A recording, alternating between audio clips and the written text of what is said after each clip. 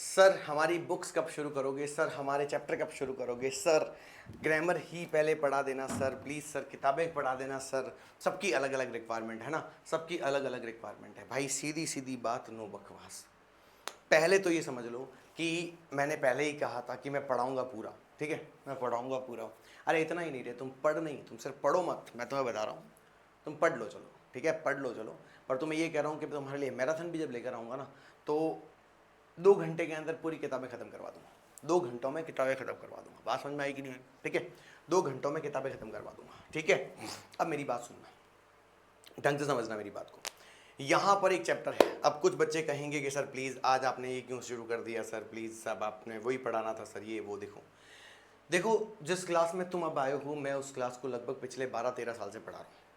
तो मुझे जितना समझ में आता है कि कोर्स को कैसे डाइवर्सिफाइड करना चाहिए, वो मैं अपने हिसाब से करूँ, ज़्यादा बेहतर रहेगा बेटा। क्योंकि तुम अपने हिसाब से प्लान बना रहे हो, मैं सिस्टमेटिक प्लान बना रहा हूँ। मैं सोचता हूँ कि हमें कैसे डील करना चाहिए। तो सुनो, मैं ये सोचता हूँ कि हमारे पास 2 बुक्स हैं, एक बुक, दूसरी बुक, और बीच में हमारे पास कुछ ग्रामर के पार्ट हैं, और इसी ग्रामर के साथ हमारे पास कुछ राइटिंग सेक्शन है। बात समझ में आया कि नहीं है? तो मैं सोचता हूँ कि अगर मान लो कि भाई, मान लिया कि भाई एक चैप्टर हमने इधर किया, एक चैप्टर हमने इधर किया, और एक ग्रामर का चैप्टर हमने इधर कर लिया, तो बराबर चल रहा है ना, एक इस बुक में भी एक हो गया, इसमें भी एक हो गया, इसमें भी एक हो गया। मेरी बात समझ में आ रही? बराबर तो चलेगा कम से कम। नहीं तो क्या होगा, सिर्फ इसी के बुक के करवाता जाऊंगा तो ये बुक अधूरी रह जाएगी, इसके करवाते जाऊंगा तो दोनों नहीं होंगे, इसके करवाता जाऊंगा तो बाकी फंस जाएगा। मेरे कहने का मतलब ये है मेरे दोस्तों, मैं जिस तरीके से प्लान करता हूँ उसमें होता क्या है कि सबसे अच्छा तरीका ये होता है कि सोचो, दिस सपोज करो कि जब मैंने इसमें करवाया है ना, यानी कि मैं जब आपको ये पढ़ा रहा हूँ, तो आपके पास इनको रिपीट करने का मौका होगा, ठीक है, इनको रिपीट करने का मौका होगा। जब मैं आपको ये पढ़ाऊंगा तो यहाँ जो हो गया उसको रिपीट करने का मौका होगा। जब मैं आपको यहाँ पढ़ा रहा हूँ तो आपको ये और ये रिपीट करने का मौका मिलेगा, ठीक है। तो साथ साथ में तुम्हारा रिवीजन भी होता जाएगा, साथ साथ में तुम अच्छे से पढ़ते चले जाओगे। तो 1-2 chapter grammar, 1-2 chapter grammar, 1-2 chapter writing, 1-2 chapter writing. मेरी बात समझ रहे हो? ऐसे करते हुए चलेंगे तो सब चीज़ें एक साथ कवर होती चली जाएंगी, नहीं तो फिर एकदम से प्रेशर आ जाएगा, ठीक है। तो आओ मेरे लाल, समझाता हूँ कहानी क्या है। देखो, ये तुम्हारे विस्टास का पहला चैप्टर है, और सॉरी, ये आपके फ्लेमिंगो बुक का पहला चैप्टर है, और फ्लेमिंगो बुक का चैप्टर पहला ही जो है उसका नाम है द लास्ट लेसन, ठीक है। तुम कहोगे ये क्या मजाक है सर, आयरनी हो गई ये तो। हाँ आयरनी हो गई है, तो एक तो लेंचो की आयरनी होती है, कि इस चैप्टर की आयरनी है। हाँ बेटा, ये आयरनी है तुम्हारे कोर्स का पहला ही। देखो ये भाई साहब भी हंस रहे हैं हाथ ऊपर करके, कि मजाक कर रहे हो, चैप्टर पहला पढ़ा रहे हो और नाम है लास्ट लेसन। बिल्कुल बेटा, अब थोड़ा सीरियस होकर समझते हैं मेरे लाल, समझने की कोशिश कर। इसमें एक लड़का है जिसका नाम है फ्रेंच। क्या बोला मैंने? फ्रेंच, ठीक है। एक लड़का है जिसका नाम है फ्रेंच, ठीक है। पढ़ने में ज़ीरो इंटरेस्टेड है। मैंने क्या बोला?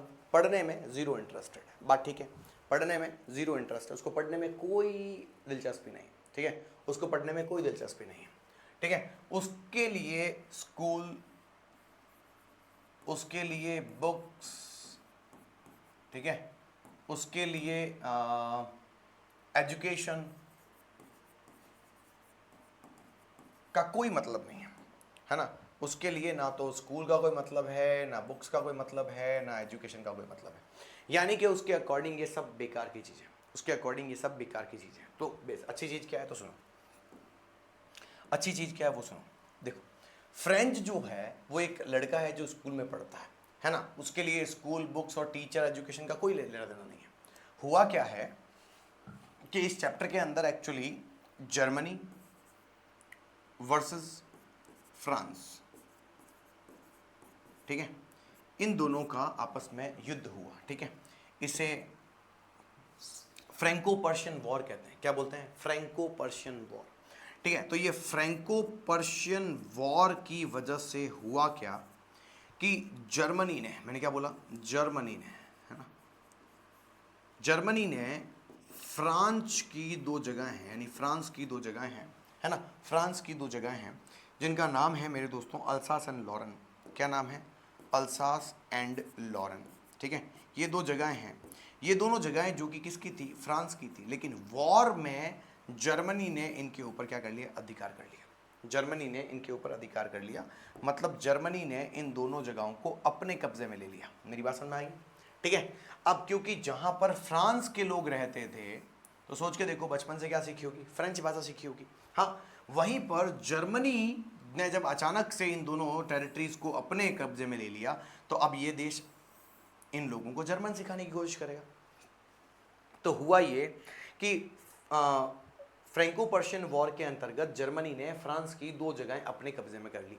ठीक है बेटा। हाँ, ये अगर बताऊं तो 1870 से लगाकर 1871 तक 1 साल तक ये युद्ध चला, और उसके अंदर जर्मनी ने अल्सास एंड लॉरेंस 2 जगहों को अपने कब्जे में कर लिया। ठीक है बेटा।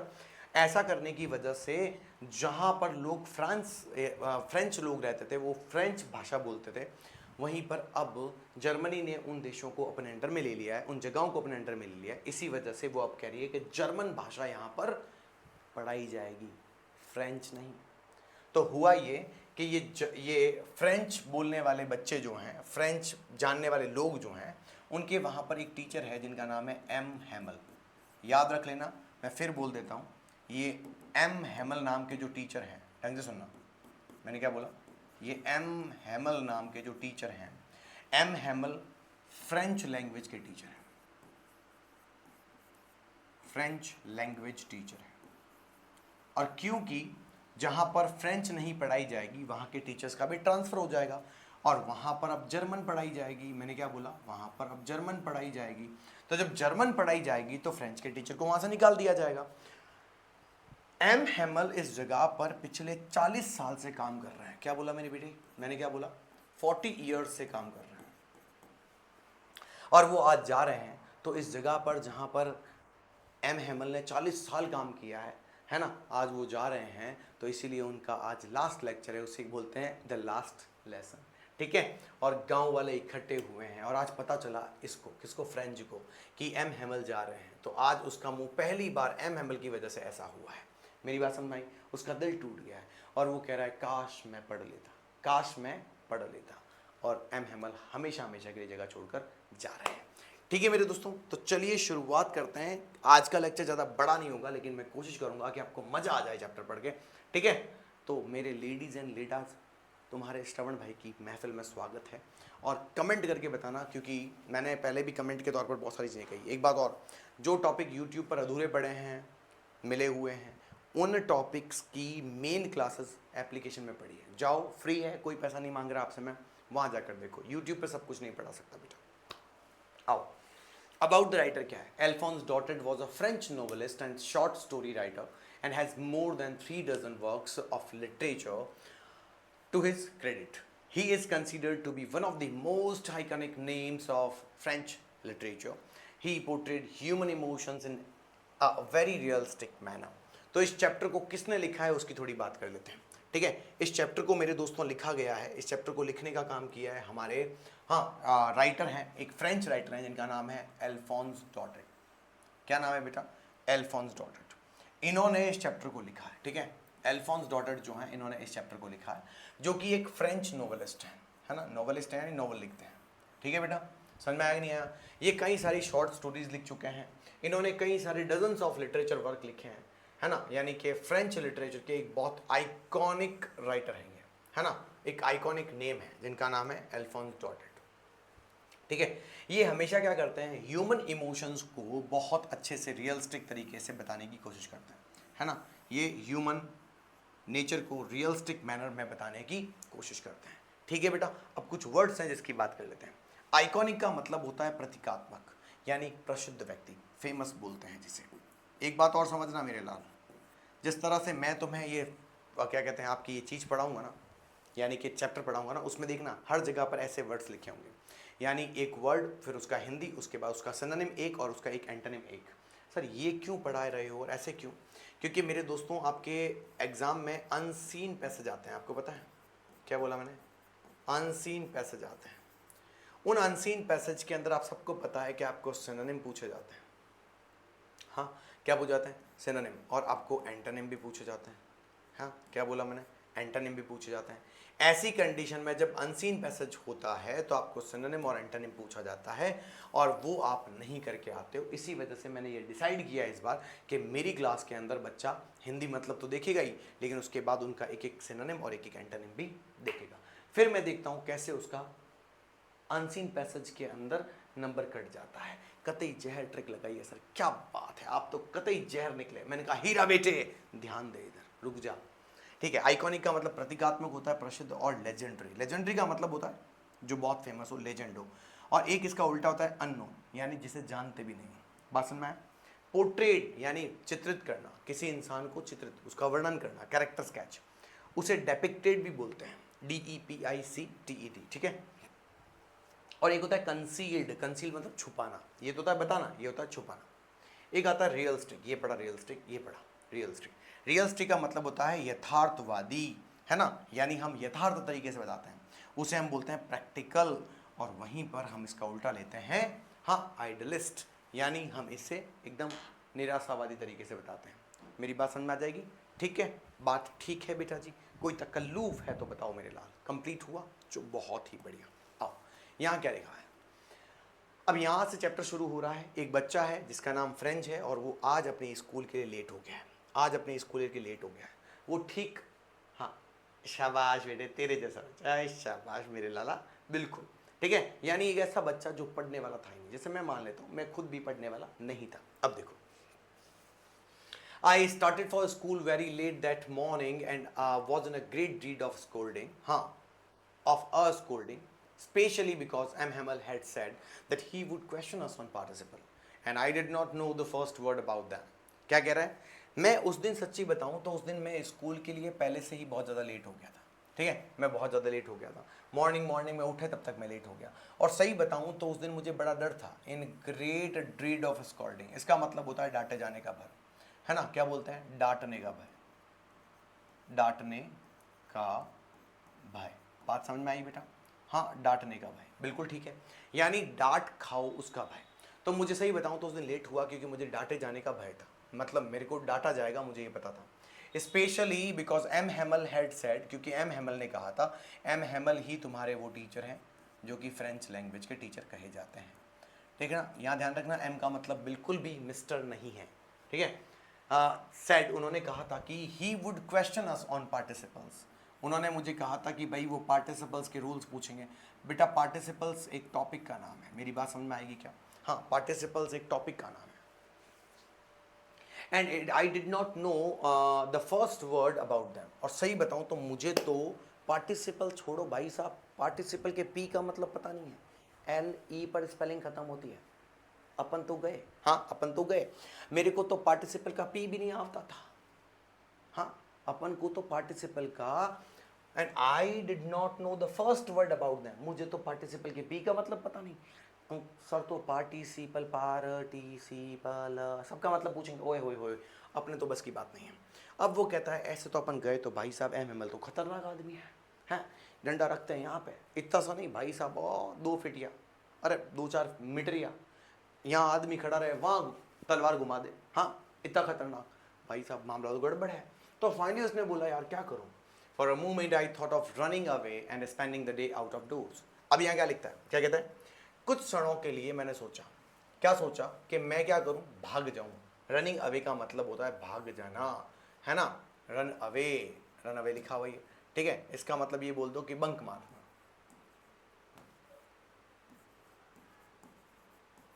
ठीक है, बंक मारना, बंक मारना, ठीक है। Spending the day out of doors, वो क्या कहता है, सही बताऊं, I thought of running away and spending the day out of door. मैंने सोचा कि क्यों ना एक काम करता हूं, भाग जाता हूं और बिता लूंगा भाई साहब आज का दिन बाहर ही बिता लूंगा। हाँ, तो आज बाहर जाऊंगा, शानदार मौसम होगा और करूंगा, हाँ, पंछी बनूं उड़ता फिरूं मस्त गगन में, ऐसा प्लान बनाया बेटे, मैं ऐसा नहीं कह रहा, ठीक है। It was so warm so bright, कहता है मैं जब बाहर गया तो वहां तो भाई साहब चिला चिल करने वाला गर्मी वाला दिन था और बहुत ही बढ़िया दिन था, ठीक है। The birds were chirping at the edge of the woods. बेटा चिरपिंग का मतलब होता है जब चिड़ियाएं चहचहाती है उनको बोलते हैं चिरपिंग, ठीक है। चहचहाना, चहचहाना, अरे बोलो तो सही, बिल्कुल ठीक है बेटा। हाँ, तो कहता है कि जब मैं बाहर गया तो मैंने देखा दिन बहुत सुहाना था, शानदार ब्राइटनेस थी। Birds were chirping at the edge of woods. कह रहा है कि मैंने देखा कि जंगल के बिल्कुल किनारे पर, एज का मतलब होता है किनारा, क्या बोलते हैं, किनारा। किनारे के लिए एक शब्द आता है हमारे पास बैंक, क्या आता है बेटा, बैंक। उसके बिल्कुल कॉर्नर पर और वुड्स लिखा हुआ है बेटा, ध्यान रखना वुड्स का मतलब क्या होता है। देखो वुड का मतलब लकड़ी होता है और वुड्स का मतलब होता है जंगल। क्या बोला, हाँ, जंगल में मोर नाचा, छोड़ो कोई बात नहीं, नाच गया तो नाच गया, उसकी मर्जी थी। क्या लिखा, at the edge of the woods and in the open field back of the saw mill the Persian soldiers were drilling. बेटा ड्रिलिंग का मतलब होता है प्रैक्टिसिंग, ढंग से सुनना, क्या बोला मैंने, प्रैक्टिसिंग, ठीक है, हाँ प्रैक्टिसिंग। क्लियर है कि नहीं, अरे बताओ तो सही, बोलो तो सही, बात ठीक है कि नहीं। अब देखो क्या लिखा हुआ है वो देख लो, क्या लिखा हुआ है तो देखो, and in the open field back of the saw mill the Persian soldiers were drilling. और वो कह रहा है कि मैंने देखा वहाँ पक्षी चहचहा रहे हैं शानदार तरीके से, बढ़िया दिन हो रहा है, छाँव धूप का कॉम्बिनेशन है, एकदम बढ़िया शानदार दिन है, मेरा तो मन कर रहा है वहीं घूमूं मैं। लेकिन मैंने देखा कि पीछे की साइड में और टेम्पटिंग करने के लिए पीछे की साइड के अंदर मैंने देखा कि पीछे की साइड के अंदर जो जंगल था ना, उसके पीछे की साइड में कुछ लोग जो है ना, पर्शियन सोल्जर्स, कौन थे, पर्शियन सोल्जर्स, सोल्जर्स मतलब जो पर्शिया के रिलेटेड होते हैं, वो 100 मील कर रहे थे। 100 मील पता है तुम्हें, आरा मशीन होती है भाई, बात सुनना ढंग से, मैंने क्या बोला, आरा मशीन, ठीक है बेटा, आरा मशीन, जिससे हम अक्सर लकड़ियाँ काटते हुए लोगों को देखते हैं, आरा मशीन। वो आरा मशीन से क्या कर रहे थे, प्रैक्टिस कर रहे थे। It was all much more tempting than the rules of participles, but I had the strength to resist and hurried off to school. वो कहता सही बताऊँ ना, आज का दिन इतना टेम्पटेशन वाला था ना, मस्त लग रहा था। पार्टिसिपल्स के रूल्स बकवास जो क्लास के अंदर पूछे जाएंगे, कौन उनको झेलेगा, हाँ बेटा बताओ उसमें क्या होता है, बेटा बताओ उसमें क्या होता है, वो सब नहीं है, तो मस्त माहौल था, मजे वाला माहौल था, मेरे को तो बड़ा मज़ा आ रहा था, मेरे को तो बड़ा मज़ा आ रहा था, ठीक है। तो पार्टिसिपल्स के रूल्स पढ़ो जाकर वहाँ, फिर आएगा नहीं तो भाई साहब हमारे डॉक्टर एम हेमल, यानी एम हेमल हमारे मध्य प्रदेश तोड़ देंगे। मध्य प्रदेश मतलब आप समझ रहे हो ना, शाबाश बेटे शाबाश, मध्य प्रदेश तोड़ देंगे, तो भाई डर लगता था उनको, तो मेरे को तो पार्टिसिपल आते ही नहीं है, तो इससे अच्छा तो मैं तो भाई साहब बाहर ही दिन बिताना सोच लिया मैंने। लेकिन फिर भी मेरे मन में एक रेसिस्टेंस आई। देखो स्ट्रेंथ यानी होती है ताकत, और रेसिस्टेंस का मतलब होता है रिवॉल्ट करना। मैंने क्या बोला, रिवॉल्ट करना यानी विरोध करना। मेरी बात समझ में आ जाएगी, हाँ क्या कह रहा है, but I had the strength to resist, लेकिन मेरे अंदर एक रेसिस्ट करने की क्या थी, स्ट्रेंथ थी।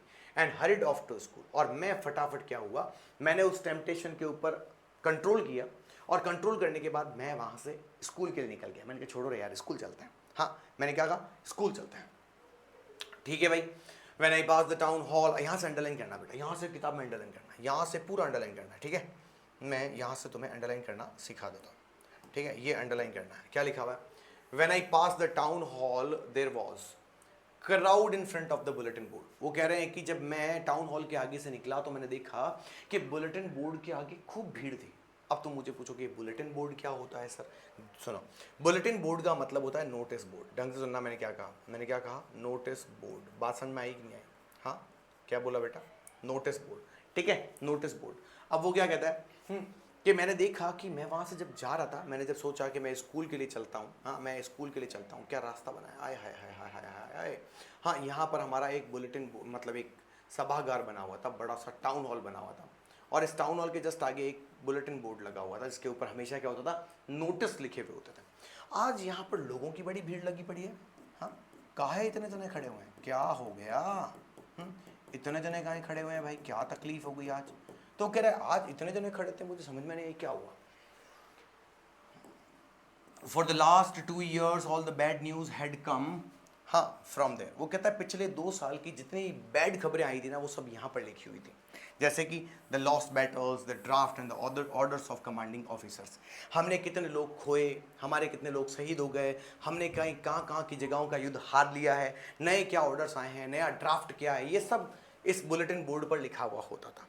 And I thought to myself, और मैंने सोचा, मैंने मन ही मन में सोचा, ढंग से सुनना, मैंने मन ही मन में सोचा, विदाउट स्टॉपिंग, बिना रुके, what can be the matter now. मैं भाग रहा हूँ स्कूल के लिए और मैं कर रहा हूँ, इतनी भीड़ का है, हाँ, और मैं भागे जा रहा हूँ, मैं चले जा रहा हूँ, और टाउन हॉल के जस्ट आगे क्या है, भीड़ ही भीड़ है। तो मेरे मन में आया, इतनी भीड़ का है लगा रखी है, हाँ इतनी भीड़ का है लगा रखी है, ऐसा भी क्या हो गया, ऐसा भी क्या हो गया, उसके मन में आया ऐसा भी क्या हो गया। अब देखो ऐसा भी क्या हो गया, ठीक है भाई, चलो अब क्या होता है, वो कहता है ऐसा भी क्या हो गया, पर मैं रुका नहीं, मैंने कहा अभी क्या बात हो गई, अभी क्या बात हो गई, चलो भाई आगे देखते हैं. Then as I hurried by as fast as I could, the blacksmith watcher who was there with his apparent eyes reading the bulletin called after me. Don't go so fast, Bob. Bob मतलब होता है छोकरा. क्या होता है? छोकरा, छोरा. हुआ छोकरा चवारे चवारे चवारे. छोकरा बोलो या छोरा बोलो, बात एक ही है. क्या बोला? छोरा या छोकरा. ठीक है. Then I hurried by as fast as. hurried का मतलब तेजी से होता है, तेजी से. ठीक है, मतलब हसल बोलते हैं उसे, थोड़ा दमखम लगाना. मैं तेजी से भागने की कोशिश कर रहा था, जितना मैं तेज भाग रहा था, और उस जगह पर एक लोहार बैठा हुआ था. कौन बैठा था बेटा? लोहार. यानी एक लोहार था, ब्लैक स्मिथ बैठा हुआ था. हाँ, वॉचर जो कि अपना बुलेटिन पढ़ रहा था, यानी न्यूज़ पढ़ रहा था. बुलेटिन का मतलब क्या होता है? न्यूज़ पढ़ रहा था. जैसे ही उसकी नज़र मेरे ऊपर पड़ी, कहता अरे छोकरा कित्थे चलिए बे, कित्थे चलिए. गाना नहीं गा रहा बेटे, ऐसे मैं थोड़ा इमोशंस. हाँ, कित्थे चला बे. हाँ, तो कहता है कि डोंट गो सो फास्ट बब, you will get your school in plenty of time. कहता है छोकरा काहे भाग रहा है इतना तेज तेज. हाँ, तेरे पास खूब समय पड़ा है, स्कूल पहुंच जाएगा तू. हाँ, तेरे पास खूब समय पड़ा है, स्कूल पहुंच जाएगा तू, काहे तेज तेज भाग रहा है. तो कहने का मतलब है, प्लेंटी ऑफ टाइम का मतलब देखना, प्लेंटी ऑफ टाइम का मतलब होता है खूब, इनफ. ENOUGH. इसे एडिक्वेट भी बोलते हैं. ठीक है. देखो यहाँ पे कुछ वर्ड दिए गए हैं. ड्रिलिंग जो कि पीछे था, ड्रिलिंग का मतलब प्रैक्टिस करना होता है. बुलेटिन बोर्ड मतलब सूचना पट. ड्रिलिंग का उल्टा से एक जैसा वर्ड मतलब होता है ट्रेनिंग, और ट्रेनिंग का जस्ट उल्टा होता है नेग्लेक्ट. बुलेटिन बोर्ड सूचना पट होता है, जिसे नोटिस बोर्ड कहते हैं, इसका कोई उल्टा शब्द नहीं होता. चिपिंग, मैंने कहा था चाहना, जिसके हम बोलते हैं ट्वीट. ट्वीट जैसे ट्विटर नहीं आता वो ट्वीट, और उसका जस्ट उल्टा होता है साइलेंस. ठीक है. ड्रेड मतलब डर, डांटे जाने का भय, जिसे हम फियर बोलते हैं, और इसका उल्टा होता है कॉन्फिडेंस. ठीक है. आगे लिखा आता है स्कोल्डिंग. स्कोल्डिंग को हम बोलते हैं डांटना. डांटने को उल्टा कहते हैं, सॉरी का जैसा कहते हैं रिब्यूक, और रिब्यूक का जस्ट उल्टा होता है प्रेज. ठीक है बेटा, ये सारे वर्ड आ गए हैं. तो कहते हैं कहाँ चला बे, अभी तेरे पास खूब सारा समय पड़ा हुआ है, थोड़ा धीरे चल. अब वो कहता है I thought he was making fun of me, and I reached Hamel's little garden all out of breath. कह रहा है मेरे को एक समय में ऐसा लगा कि मेरी मजाक उड़ा रहा है बे. हाँ, मेरी मजाक उड़ा रहा है बे, ये तो मेरी मजाक उड़ा रहा है बे. समझ में आएगी नहीं है, ये क्या कर रहा है, मेरी मजाक उड़ा रहा है बे. फिर भी मैं रुका नहीं, मैं चलता गया, और फाइनली मैं स्कूल पहुंच गया. मैं स्कूल पहुंच गया, यानी एम हैमल के स्कूल में पहुंच गया था. बात समझ में आएगी नहीं आई? हाँ, मैं एम हैमल की स्कूल पहुंच गया था. बेटा आधे घंटे ज़्यादा नहीं पढ़ा पाऊंगा. ठीक है, आधे घंटे ज़्यादा से ज़्यादा 32-33 मिनट, क्योंकि उसके बाद एक क्लास और है, तो पढ़ा नहीं पाऊंगा. ठीक है, पर चिंता मत करो, मैं जितना ही पढ़ाऊंगा तुम्हें तुम्हारा कोर्स करवा दूंगा. चिंता करने की जरूरत नहीं है, बस विश्वास रखना. और अपने दोस्तों को जरूर बताना कि हमारे एक सर हैं, फ्री में पढ़ा रहे हैं यार, और क्या लोगे. ठीक है, फ्री में पढ़ा रहे हैं. आगे देखो तो क्या लिखा था. कहता है मैं पहुंच गया. अब यहां से अंडरलाइन करना, अब यहां से बहुत इंपॉर्टेंट है, 5 नंबर का क्वेश्चन आएगा. पहले तो मैं आपको एक क्वेश्चन लिख के देता हूं, वो क्वेश्चन लिख के रखना, वो क्वेश्चन लिख के रखना. हाँ, ये रहा, ये क्वेश्चन मैं इस पेन से लिख रहा हूं, ढंग से देखना. ये जो मैंने अंडरलाइन किया ना, इसका क्वेश्चन क्या है. What did French notice in front of the town hall. यानी कि हमारे फ्रेंच ने टाउन हॉल के सामने क्या नोटिस किया, ये देखना है. ठीक है, क्या नोटिस किया ये देखना है. ठीक है भाई, समझ में आएगा कि नहीं आएगा. ठीक है, उसने क्या नोटिस किया ये देखना है. समझ में आया. दूसरा यहाँ पर लिखा हुआ है कि अब देखना, अब जो मैं क्वेश्चन लिख रहा हूं वो ढंग से पढ़ना. इसका एग्जाम्पल यहां से शुरू हो जाएगा, यहां से. ठीक है, उसका आंसर यहां शुरू होगा, लेकिन क्वेश्चन क्या है. क्वेश्चन है कि व्हाट वाज अनकॉमन, या फिर अनकॉमन की जगह सोच सकता है वो स्ट्रेंज वर्ड लिख कर देते हैं. ठीक है, अबाउट द स्कूल क्या लिखा है. वॉट वॉज अनकॉमन या strange about the school that day which French noticed. उस दिन क्या था जो अजीब था, हाँ, जो फ्रेंच ने नोटिस किया था स्कूल के बारे में, ठीक है। तो अब यहाँ से पढ़ना। वो कहता जैसे ही मैं स्कूल पहुंचा मैंने देखा भाई साहब, usually when school began there was a great bustle. तो जब कभी भी मैं देखता था स्कूल के अंदर, सामान्यतया स्कूल के अंदर भाई साहब हसल बसल होता था, होच पोच होती थी,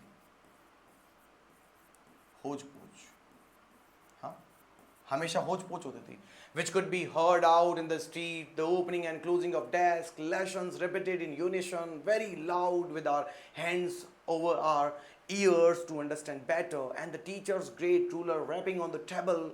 But now it was also still.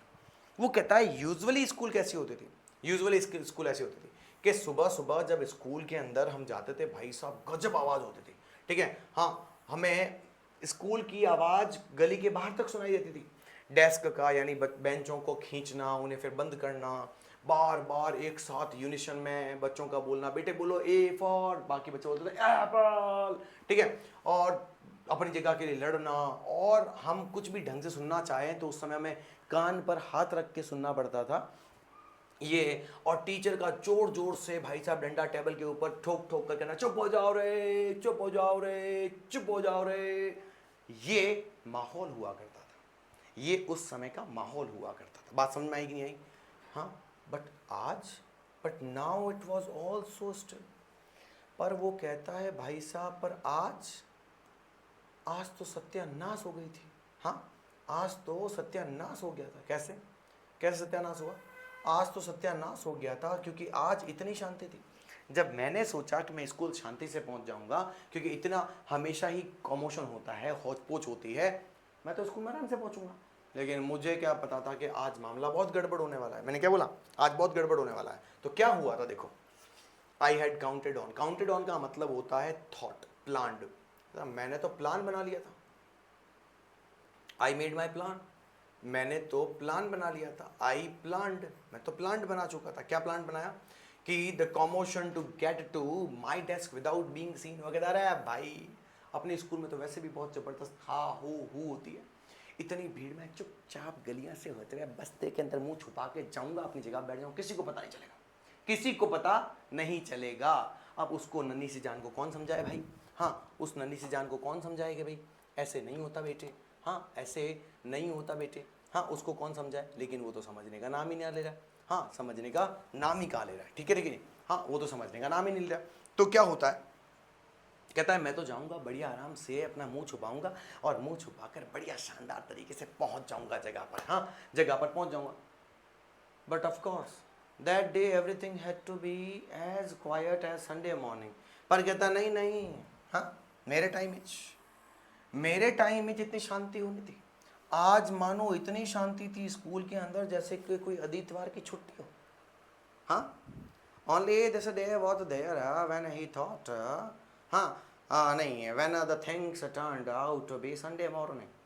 मैंने सोचा भाई साहब बढ़िया पहुंच जाऊंगा, लेकिन मुझे क्या पता था इतना खतरनाक घातक तरीके का धोखा हो जाएगा। हाँ, इतना खतरनाक घातक तरीके का धोखा हो जाएगा, मुझे क्या पता था। मतलब ये कि वो जब पहुंचा तो शांति इतनी मानो जैसे कि संडे की छुट्टी हो।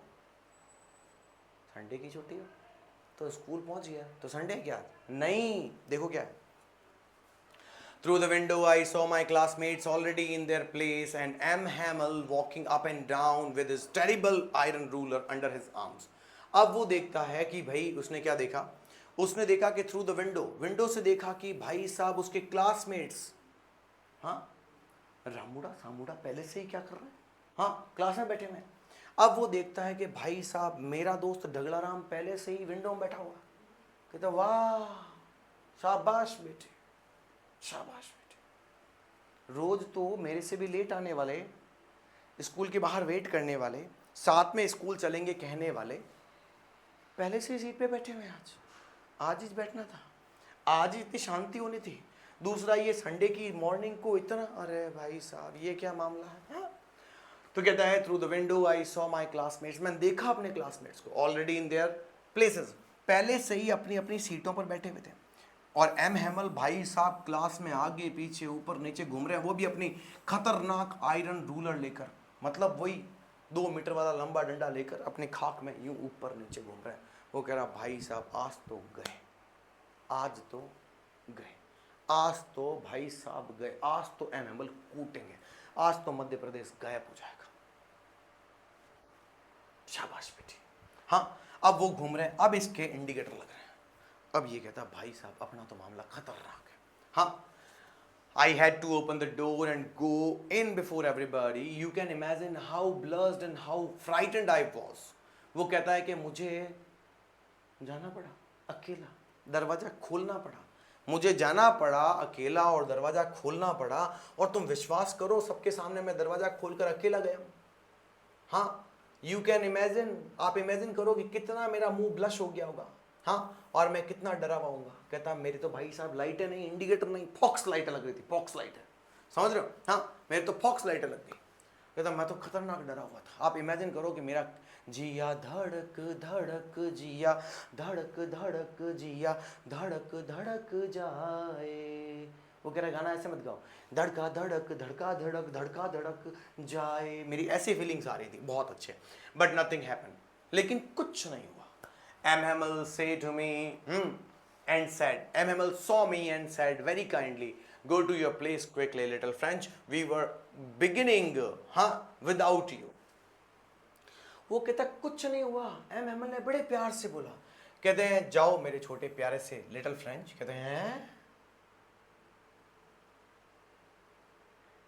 फीलिंग कैसी, मतलब इतनी बढ़िया कि आज भाई साहब एमएमएल ने मुझे छोड़ दिया और मुझे कह रहे हैं अच्छा बटे छोटे बच्चे जाओ अपनी जगह पर बैठ जाओ। फीलिंग्स देखो भाई साहब उस आदमी की एकदम जबरदस्त, कौन सी तंतना वाली फीलिंग्स उसको। और वो कह रहा है भाई मैं तो मतलब फूले नहीं समा रहा था। हाँ, ऐसा बेटा अक्सर तुम्हारी जिंदगी में होगा कि तुम जब कभी नेगेटिव सोच लोगे, ढंग से सुनना, जब कभी भी तुम नेगेटिव सोच लेते हो पहले सोच लिया करो मैं ऐसा इंसान, मैं अक्सर क्या करता हूँ पहले नेगेटिव सोच लेता हूँ, मैं अक्सर क्या करता हूँ पहले मैं नेगेटिव सोच लेता हूँ। मैं सोच लेता हूँ कि भाई सोचो ये मैं काम कर रहा हूँ, ऐसा नहीं हुआ तो, हाँ ऐसा नहीं हुआ तो यार ये हो जाएगा, पापा डांट देंगे, आज तो पैसे नहीं लिए उसने तो कैसा हो जाएगा, मेरी चीज़ नहीं पहुँचेगी, ये नहीं होगा, अरे यार अपन कर पाएंगे कि नहीं कर पाएंगे। ऐसा आपके साथ भी होता होगा। हाँ, तो बेटा ये नेगेटिविटी अच्छी चीज़ है, ध्यान रखना, ये नेगेटिविटी अच्छी चीज़ है, आपको ध्यान रखना। क्यों सर? क्योंकि मेरे लाल जितने नेगेटिव रहो पहले सोच लोगे ना और उतना वो नेगेटिव होगा नहीं ना, है ना, तो तुम्हें बड़ी खुशी होगी। अब तुमने पहले तो बढ़िया शानदार बड़े बड़े हवाई किले बना लिए, अरे मैं तो ये बन जाऊंगा, अरे मैं तो वो बन जाऊंगा, अरे मैं तो ये कर लूंगा, अरे मैं तो वो कर लूंगा, सोच के देखो। हाँ, तो ऐसी कंडीशन जब वो सपने पूरे नहीं होते ना बहुत दुख होता है, बहुत दुख होता है। इससे अच्छा पहले एक कीड़ा अंदर छोड़ दो जो तुम्हें बार बार परेशान करे, क्या कहे, अगर ऐसा नहीं हुआ तो, अगर वैसा नहीं हुआ तो। मेरी बात समझ में आ रही है?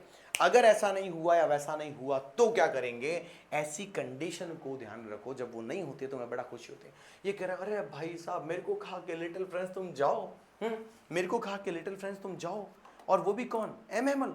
भाई साहब वो आदमी जो कभी दया ना दिखाए आज वो आदमी दया दिखा रहा है। हाँ, आज वो आदमी दया दिखा रहा है, क्या बड़ी बात है भाई साहब, मेरे लिए तो मेरे लिए तो बहुत बड़ी बात है। क्या कहता है, मेरे लिए तो बहुत बड़ी बात है, ठीक है, मेरे लिए तो बहुत बड़ी बात है। अब क्या होता है, तो बहुत बड़ी बात है तो वो कहता है आई jumped over the bench and sat down at my desk. मैं तो गया फटाफट कूदने, ऊपर ही देखी मैं तो फटाफट अपनी जगह पर जाके दम बैठ गया और यूं, मतलब कह रहा है मेरी हिम्मत नहीं हो रही कि मैं ऊपर देख लूं, ऐसे देखने की हिम्मत नहीं हो रही है भाई, हाँ डर लग रहा है।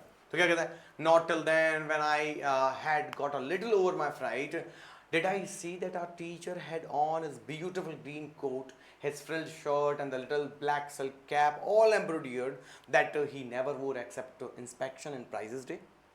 वो कहता है कि यार मैंने आज जब मैंने थोड़ा बहुत कंट्रोल किया अपनी भावनाओं पर, जब मैंने थोड़ा बहुत कंट्रोल किया अपनी भावनाओं पर, मेरी बात समझ में आ रही है? हाँ, कह रहा जब मैंने थोड़ा बहुत कंट्रोल किया अपनी भावनाओं पर तब मुझे ऐसा लगा, मैंने देखा थोड़ा ऊपर हटकर मैंने देखा तो मैंने देखा कि ओ हो आज तो एमएमएल ने टिप टॉप कपड़े पहन रखे हैं।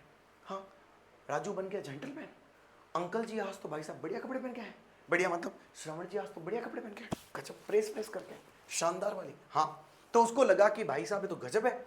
When I had got a little over my fright, जब मुझे थोड़ा बहुत मेरा डर उतरा तो मैंने देखा कि हमारे टीचर ने बढ़िया शानदार एकदम ग्रीन कलर का ब्यूटीफुल कोट पहन रखा है, और उसके अलावा उन्होंने एक फ्रिल्ड शर्ट पहन रखा है, एक ब्लैक सिल्क कैप पहन रखी है, और पूरे कपड़ों के ऊपर एम्ब्रॉयडरी करी हुई है, मतलब कैप के ऊपर एम्ब्रॉयडरी करी हुई है ना।